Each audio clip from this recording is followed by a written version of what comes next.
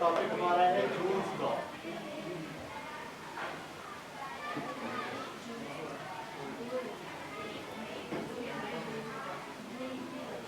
Joule का कानून, ठीक है। साइंटिस्ट का नाम है जूल।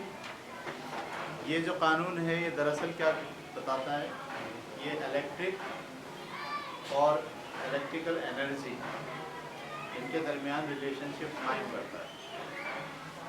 ये जो हमारे यहाँ बिजली के बिल आते हैं ना, इतने यूनिट बिजली बन गई, इतने यूनिट जला लिया आपने, तो बिजली को एनर्जी में आप कैसे देख सकते हैं। जब बिजली इस्तेमाल की जाती है तो असल में हम बिजली इस्तेमाल नहीं करते, बल्कि बिजली की एनर्जी को इस्तेमाल करते हैं। बिल हमें देना पड़ता है एनर्जी को यूज़ करने का, सही है।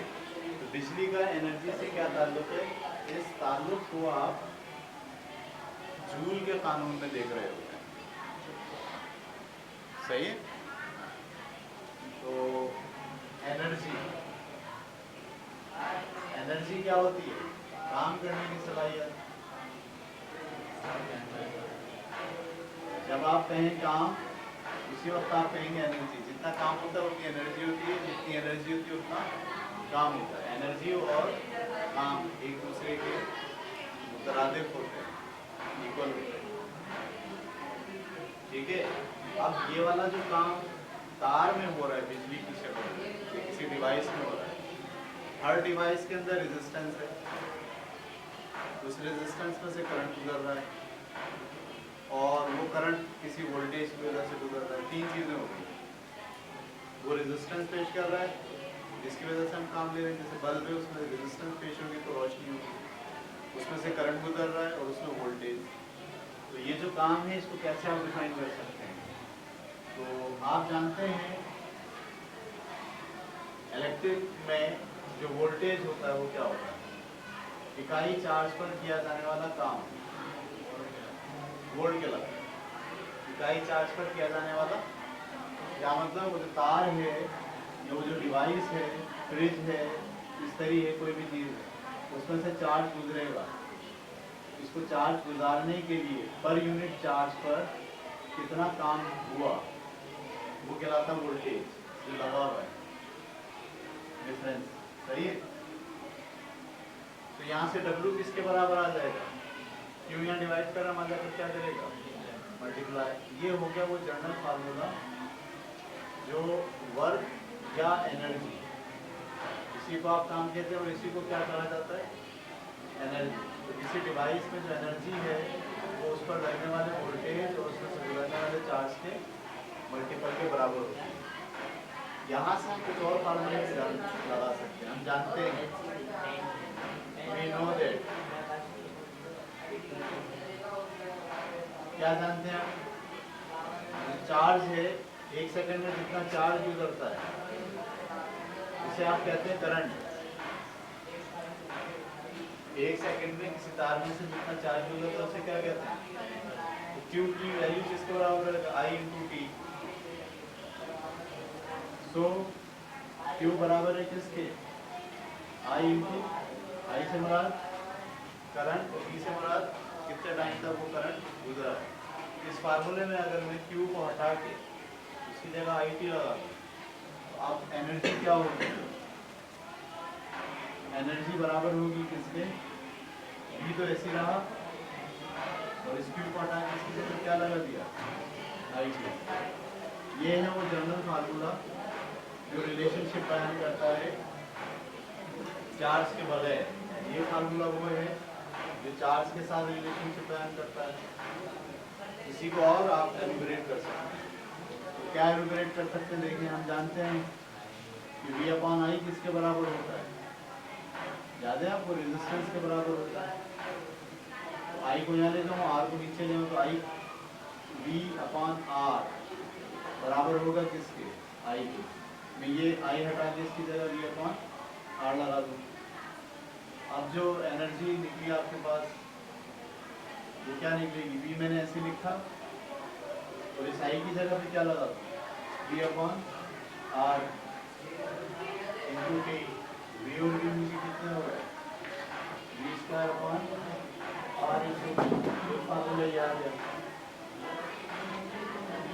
अगर मैं यहाँ से V की वैल्यू निकालूँ आ रहा है, क्या निकालूँ V की वैल्यू, ये बराबर है R, ये I यहाँ डिवाइड कर रहा हूँ, मतलब क्या करेगा, ऐसे मैं लिख सकता हूँ क्योंकि V/I बराबर होता है किसके, R के, तो V किसके बराबर होगा, I इंटू R। इस फार्मूले में अगर V की जगह I इंटू R लिखूँ तो एनर्जी अब किसके बराबर होगी, V की जगह मैंने क्या लिख दिया, I इंटू R, इस V की जगह ये वाला ही ऐसे आ गया इंटू T, तो E की वैल्यू क्या आ गई, I square R into T। एक फार्मूला ये है, एक ये है, एक ये है और एक ये है। चार फार्मूले एनर्जी को बिजली की वैल्यूज के साथ रिलेट कर रहे हैं। ये एनर्जी को रिलेट कर रहा है किससे, वोल्टेज से और गुजरने वाले चार्ज से। जितने वोल्टेज आपने दिए उसकी बुनियाद पर कितना चार्ज गुजरा है, दोनों को मल्टीप्लाई करते हैं तो पता चल जाएगा कितनी एनर्जी सर्व हुई। ये वाला फार्मूला किसको रिलेट कर रहा है, जो वोल्टेज लगाए वो, उसके नतीजे में जो करंट गुजरा है वो, और जितने टाइम तक करंट गुजरा है वो, इन सबको मल्टीप्लाई करने से क्या आ जाएगी, जो एनर्जी लगी है। ये वाला फार्मूला रिलेट कर रहा है वोल्टेज को, रेजिस्टेंस को और टाइम को। वोल्टेज का स्क्वायर करके उस डिवाइस के रेजिस्टेंस से तकसीम करके T से अगर मल्टीप्लाई करेंगे तो एनर्जी आ जाएगी जितनी एनर्जी सर्व हो जाए। और ये वाला फार्मूला रिलेट कर रहा है करंट को, रेजिस्टेंस को और टाइम को। ठीक है, ये चार फार्मूले हमें ये बताते हैं कि किसी भी डिवाइस के अंदर से जब चार्ज गुजरता है, जब करंट गुजरता है, जब उसकी रेजिस्टेंस होती है, जब वोल्टेज लगते हैं, तो उसमें से बिजली गुजरते वक्त कितनी एनर्जी सर्व होती है, कितनी एनर्जी वो यूज़ करता है काम करने के दौरान, उसी एनर्जी का हमें बिल भरना पड़ता है। जो मीटर है दरअसल उस एनर्जी को जो यूज़ कर रहे हैं आप उस डिवाइस के ज़रिए से, उसको वो कन्वर्ट कर देता है यूनिट में। ये भी हम देखते हैं इसको यूनिट में कैसे कन्वर्ट करते हैं। ठीक है, ये बता रहे हैं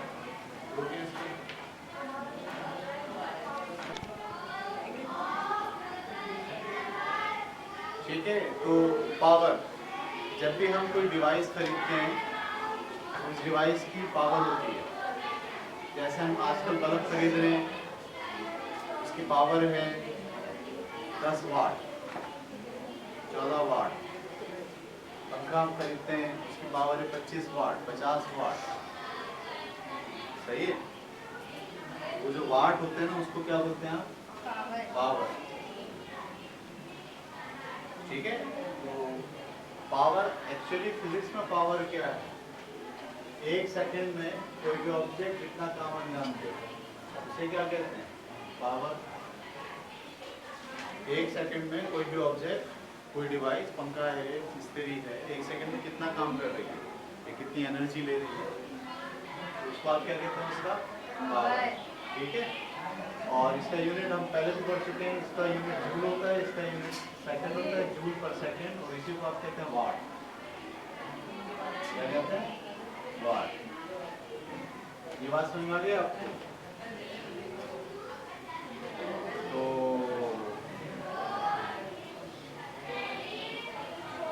अब इस पावर को आप एक तो ये फार्मूले से जाहिर कर सकते हो, इसी को थोड़ा सा आप चेंज करें। W के बारे में हम जानते हैं, वो किसके बराबर होता है, इकाई चार्ज पर किया जाने वाला काम, वोल्टेज होता है ना। चलिए यहाँ से शुरू करें। वोल्टेज किसके बराबर होता है, इकाई चार्ज पे किया जाने वाला काम। Q को यहाँ ले जाइए, V इंटू क्यू बराबर है किसके, W के। ये W उठा के यहाँ रख दें, तो पावर का एक नया फार्मूला क्या आ जाएगा, V into Q upon T। ये समझ में आ गई बात आपको? अच्छा, ये जो Q अपॉन T है, ये क्या है, एक सेकंड में गुजरने वाला चार्ज। एक सेकंड में गुजरने वाले चार्ज को आप क्या कहते हैं, करंट। तो पावर का एक फार्मूला ये आ गया। और आप ये भी जानते हैं कि वोल्टेज को डिवाइड करेंगे किससे, I से। जवाब क्या आता है, यहाँ से वोल्टेज किसके बराबर आएगा, IR के। मैं इस वोल्टेज को हटा के इसकी जगह क्या रख दूँ, IR। ये वाला IR और वो वाला I मिलके क्या होगा, I स्क्वायर। पावर का एक फार्मूला ये। और अगर मैं यहाँ I की जगह पे V/R रखूँ V अपॉन आर, आई की जगह। पावर का एक फार्मूला ये हो गया, V मैंने ऐसे लिखा और आई की जगह पे क्या लिखा, V अपॉन आर।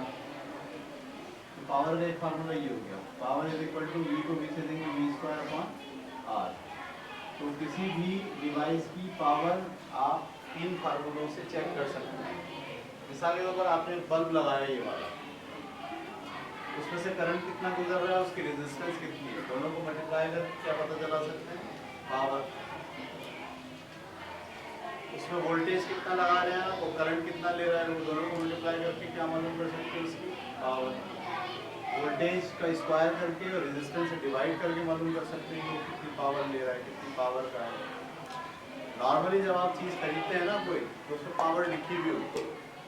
अगर पावर लिखी हुई होगी तो उसकी बेसिस पर आप ये पता चला सकते हैं कि वोल्टेज कितने लेगा, करंट कितना गुजरेगा, रेजिस्टेंस उसकी कितनी है। ये रिलेशनशिप ही दरअसल आपको एनर्जी को जब आप स्टडी करेंगे कि एनर्जी कितनी सर्व हो रही है, तो ये रिलेशनशिप भी काम में आता है। अब आप देखिए क्या इसी से हम यहाँ से निकालते हैं एनर्जी।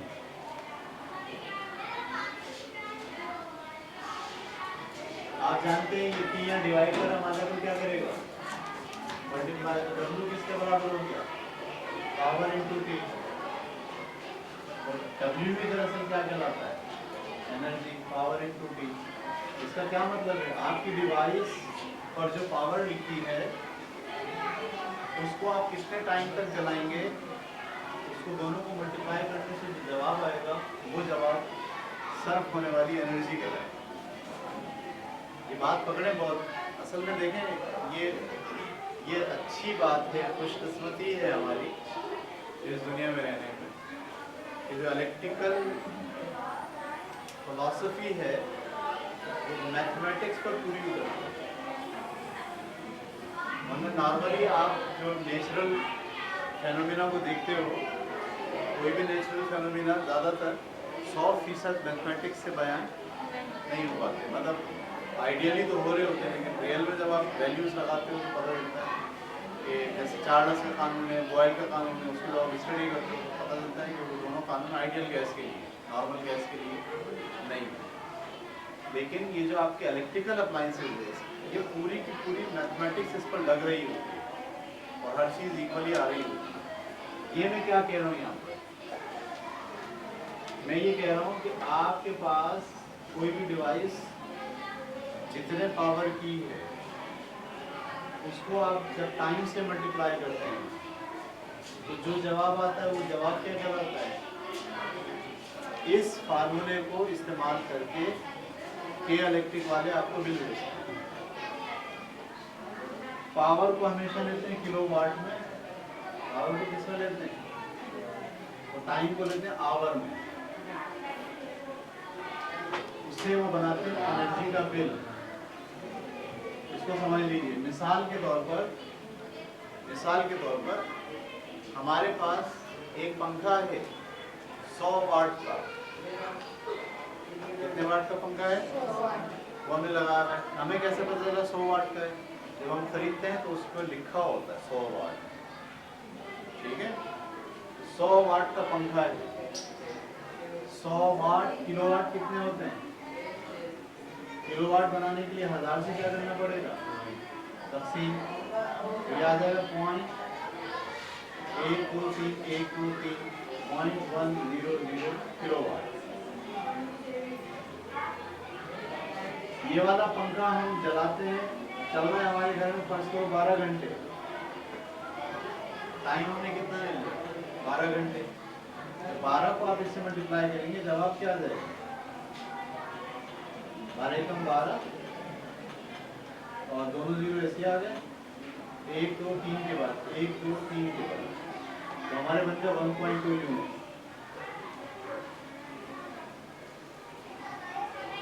ऐसे यूनिट बनाते हैं, सही। जो डिवाइस आप चला रहे हो उस डिवाइस का वाट देखते हैं कितना है, उस वाट को किस में कन्वर्ट करते हैं, किलोवाट में, और वो डिवाइस एक दिन में कितनी घंटे चल रही है, उस घंटे से मल्टीप्लाई करने से पता चल जाता है कि एक दिन में ये इतने यूनिट खा रही है। इसको 30 से मल्टीप्लाई करेंगे तो क्या होगा, 30 दिन में कितने यूनिट यूज कर लेगी? सही है। एक घर में आपके पास जितनी चीजें, हर चीज के बारे में आप तहकीक करेंगे कितने वाट की है। सही है। इसीलिए कोशिश करते हैं कम से कम वाट की चीजें हों।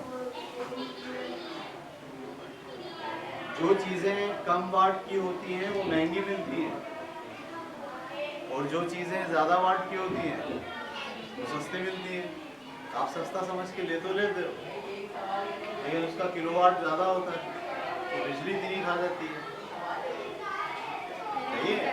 बस दो छोटा ना 0 वाट का 0 वाट, एक वाट का होता है वो, उसको बोलते हैं 0 वाट, लेकिन 0 वाट हो नहीं सकता, कुछ ना कुछ तो एनर्जी लेगा। हम मार्केट में जाते हैं, 2 इस्तरियाँ हैं मौजूद, एक इस्तरी जो है वो 4000 रुपये की, एक जो है वो 1500 की है। तो हमको ऐसा लगता है 1500 वाली ले लें, ये तो बड़ी मज़े की है। जब आप उसका वाट देखेंगे तो पता चला 1500 वाली के 2 किलो वाट है, यानी आपने 1 घंटा भी चलाया 2 यूनिट का। और जो आपको 4000 रुपये की मिल रही है वो पता चला 500 वाट की है। अगर आप 2 घंटे चलाएंगे तो 1 ही यूनिट जाएगा, आधा यूनिट जाएगा। हमेशा चीज़ को, जो इलेक्ट्रिकल अप्लाइंसेस हैं, जब हम उसको ख़रीदते हैं तो ख़रीदते वक्त आपको ये देखना चाहिए कि इसकी जो पावर है वो क्या है। अगर पावर ज़्यादा है तो उसको मत खरीदें, तो आपका बिजली का मीटर बहुत तेज़ी से घुमाएगा। ठीक है। पावर जिनकी कम है, तो कल की क्लास में हम एक आम घर का बिजली का यूनिट बनाने की कोशिश करेंगे। अगली क्लास में एक आम घर जिसमें 3 कमरे हैं, पंखा है, टीवी है, फ्रिज है, इसका जो बिजली का बिल है वो कितना आएगा।